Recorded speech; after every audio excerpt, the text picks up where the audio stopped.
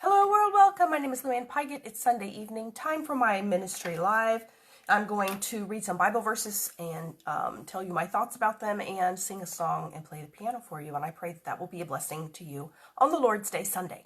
Now I will tell you I have a lot of sinus drainage today. Weather changes, I don't know what's going on, but I'm going to do my best. I'll do my best to talk and sing. If I'm a little hoarse, I'm perfectly fine. So I got this lesson from a couple of things actually came together.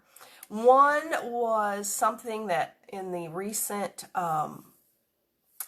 retreat that I went to, that someone that spoke there mentioned this, about this particularly.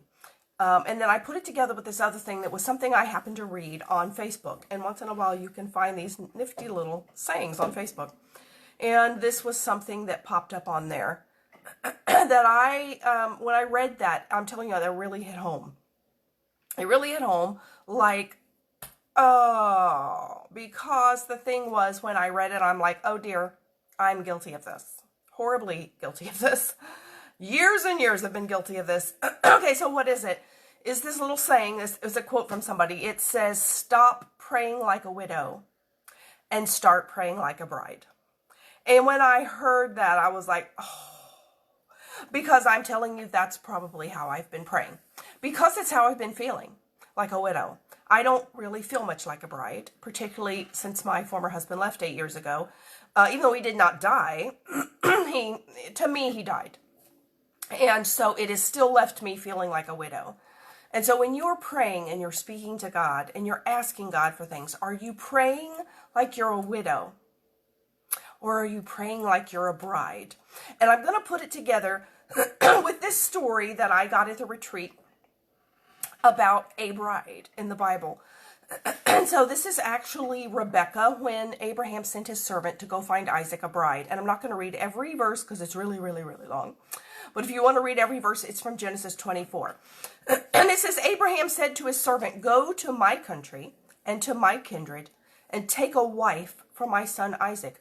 Then the servant took 10 of his master's camels. Okay, notice he took 10 camels. Now, did you ever think about this? He took 10 camels to find one girl. 10 camels. Why did he take 10 camels? He took 10 of his master's camels and departed, taking all sorts of choice gifts from his master.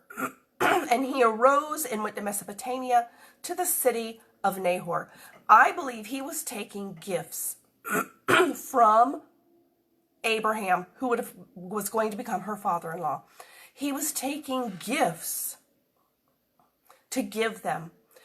And I believe when God comes to us as our Father, he is bringing gifts to us. He's not treating us like a widow that is destitute.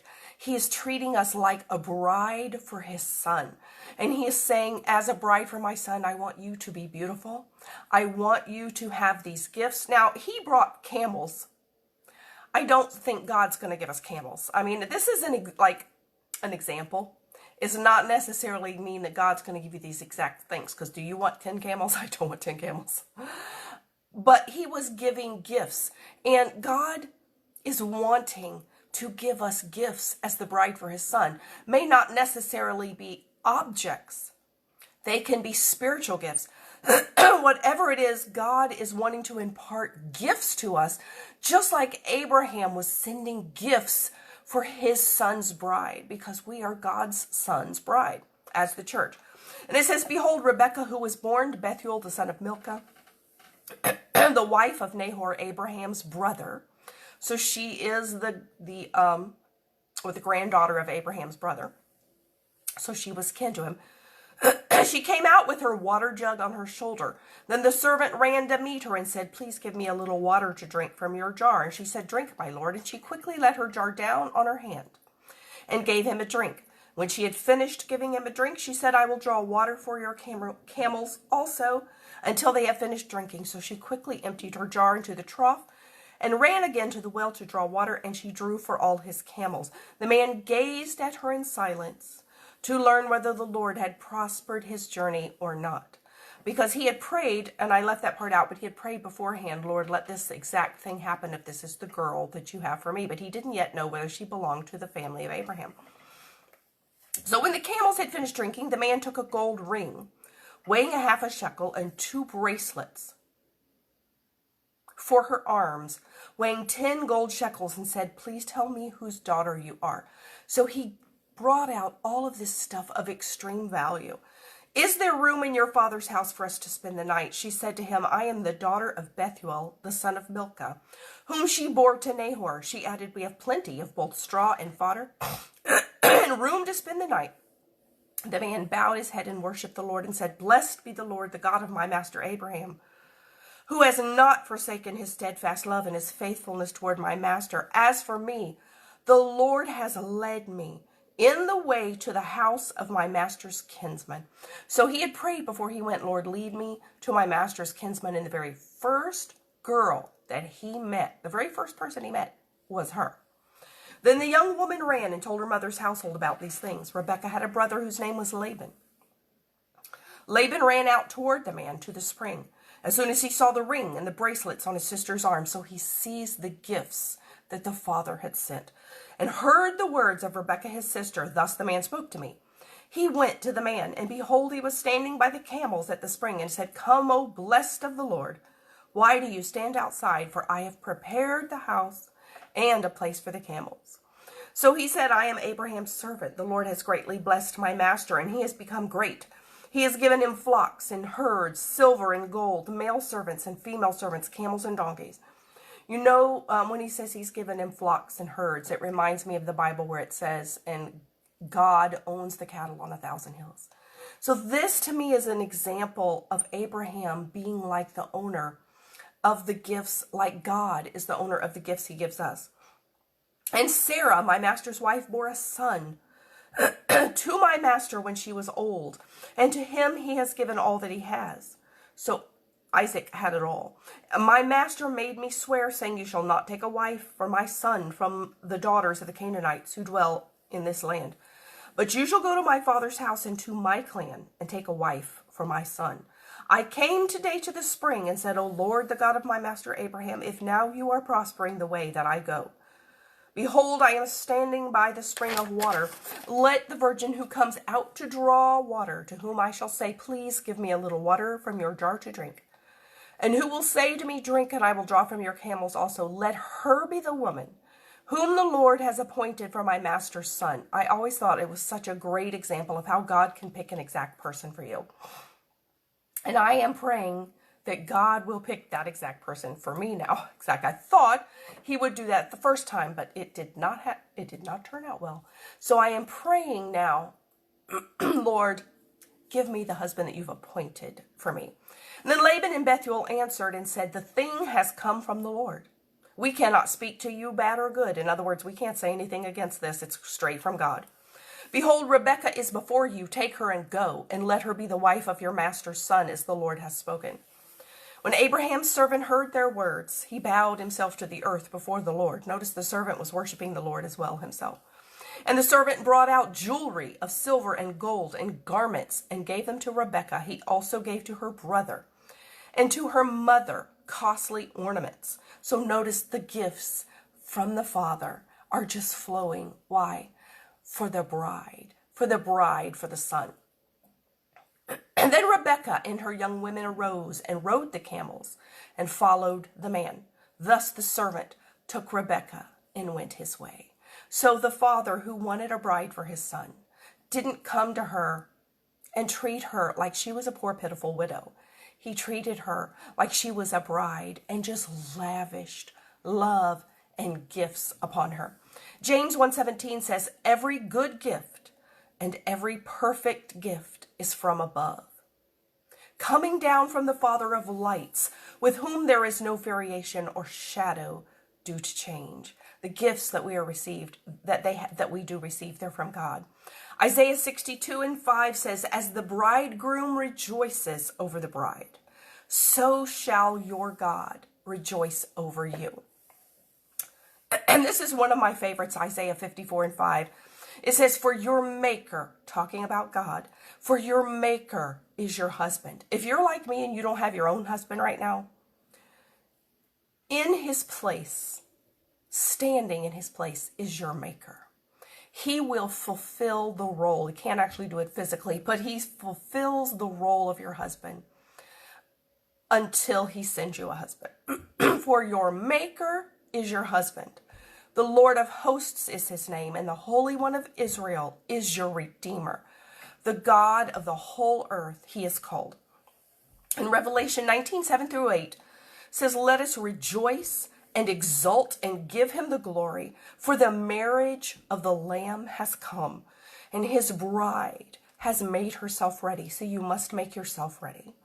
It was granted her to clothe herself with fine linen, bright and pure. And listen to what that is. For the fine linen is the righteous deeds of the saints.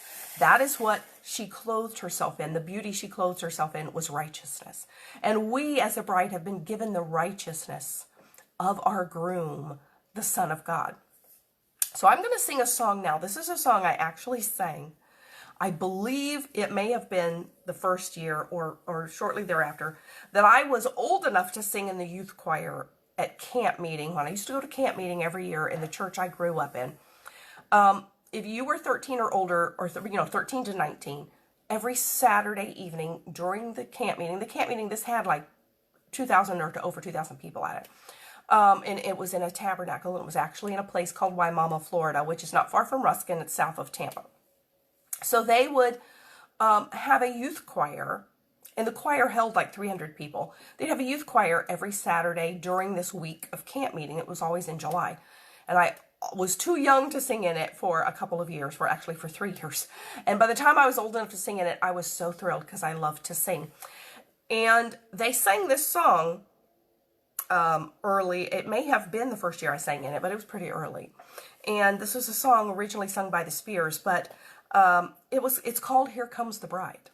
And I remember as a teenager, because I was looking forward to the day when I would be a wife myself, that I wanted to be a bride. And this song, I really liked this song, and I'll tell you, I have not heard this song since the 1970s. So I found it online, and I wrote out the chords and the notes. And it's an interesting song talking about us, the church, that we're the bride. And very soon, the trumpet is going to blow. And in heaven, they're going to sing, Here Comes the Bride, to be ever at his side. I pray this song will bless you. What a celebration on that day. It can't be very far away. When heaven's bridegroom shall descend, the ransomed church of God ascend. Heaven's bells will sweetly ring, choirs of angels start to sing. Pick up your trumpet, Gabriel, and blow. Here comes the bride to be ever at his side. With robes spotless white, oh what a glorious sight. Here come the chosen ones, here come the raptured ones. Angels step aside, here comes the bride. Oh happy day, oh happy day. Some from every nation will be there, dressed in spotless robes so bright and fair. All of heaven will behold the bride marching down the streets of gold. We're ready, waiting now to go, the very hour no one seems to know. Pick up your trumpet, Gabriel, and blow. Here comes the bride to be ever at his side.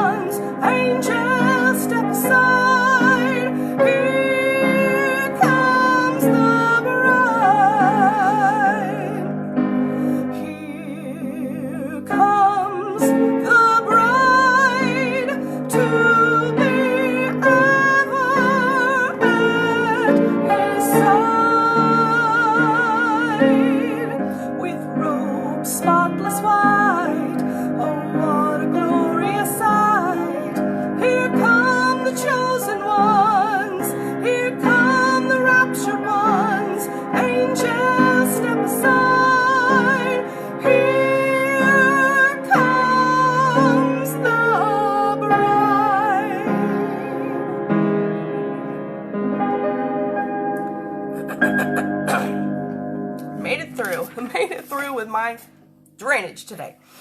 I have one more verse for you. It's from Hosea 2:16. Yeah, from Hosea 2:16. So this is this telling us about Israel returning to God, basically. And so Hosea, if you don't know what happened to Hosea, God told him basically to go marry a harlot. And he told him to go marry a harlot because he said, I want it to show how Israel has treated me and how Israel has been behaving during this time in the Bible. So he went and married a harlot, and then she had 3 children. And then she ran off and resumed her life of being a harlot. And then he went and bought her back. And he said, now buy her back. Go take her back. And that is what God is doing for the nation that he loved, that was his bride, that then ran off. And he said, now go show her your love and go take her back.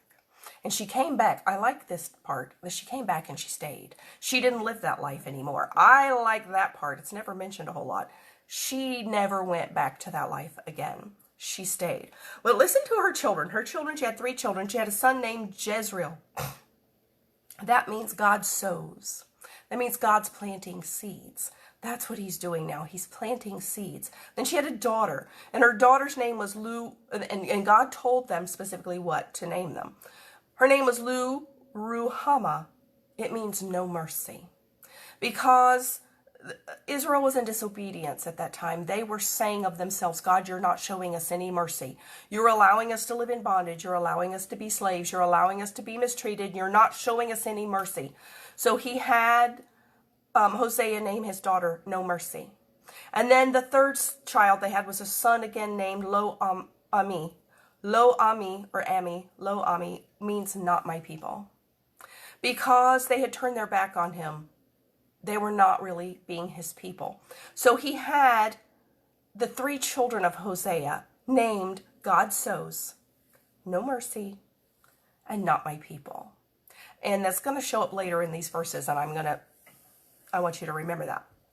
It says, and in that day, declares the Lord, you will call me my husband. Back when you return, that's what he's talking about.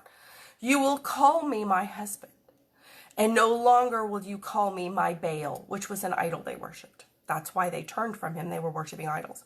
For I will remove the name of the Baals from her mouth, and they shall be remembered by name no more. And I will make for them a covenant on that day with the beasts of the field, the birds of the heavens, and the creeping things of the ground. I will abolish the bow, that's the bow and arrow, the sword and war from the land, and I will make you lie down in safety. There will be no more war. He's talking about when there's going to be no more war. He's making a covenant with the beasts of the field. That means they're no longer going to be our enemies. They are going to, where it says the lion will lay with the lamb. That's what I feel he's talking about. There'll be no more war, no more swords, no more bows and arrows. You will lie down in safety. And I will betroth you to me forever. I will betroth you to me in righteousness and in justice, in steadfast love and mercy. He is talking to us in Israel, but it's to anyone now, that we are going to be betrothed to him and to Christ as the bride. I will betroth you to me in faithfulness. There'll be no more unfaithfulness. I look forward to that. And you shall know the Lord. You're really going to know him. And now listen to this. Remember the children? The second 2, no mercy and not my people. It says, and I will have mercy on no mercy. What I think that means is, even though you've been living in a time where you have felt like there has been no mercy to you, to the point that you're naming yourself no mercy, it says, I'm going to have mercy on those of you who are crying no mercy.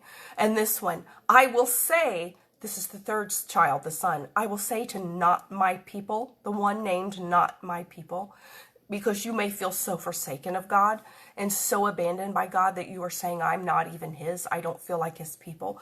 This is, I will say to not my people, you are my people. To those crying out, God, I don't feel like I'm your people. he is going to say to you, you are my people. And he shall say, that person named, not my people, he shall say, you are my God. So if you feel like you have been praying and thinking and behaving like a widow who is poor, like a widow who is destitute, like a widow who is alone. Oh, I sure have. I have for many, many, many, many years. That's how I feel. That's how I felt. I felt abandoned. I felt like a widow, even though my husband didn't technically physically die, but my marriage died. So I have felt like a widow. I might as well have been a widow. But just, if you can have lived through that, but stop looking at yourself as a widow and stop praying as a widow, because you are a bride. And your groom, the Son of God, is faithful. All these things that he was saying, faithful, righteous, justice, steadfast love and mercy, all of those things he possesses, even though your earthly husband may not have, possibly he did not, but your heavenly Father and your heavenly groom does. And he is going to say to you who have felt like you've had no mercy, I'm going to have mercy on you. And to those who feel like you are not his people, he's going to say, you are my people. And you will say, you are my God. And you who have been living and believing and weeping and grieving as if you were a widow, you are no longer a widow. You are a bride waiting for your groom to appear. And one day, like that song says, pick up your trumpet, Gabriel, and blow. And when he picks up that trumpet to blow, your groom is coming back for you. And he is going to march you in your white robe of righteousness down the streets of gold, where perhaps they will play the song, Here Comes the Bride. Here comes the bride to be ever at his side. Oh, what a glorious day that will be. Picture that in your mind and be prepared, because the trumpet could blow at any moment. I pray that you have a good week this week, and good night.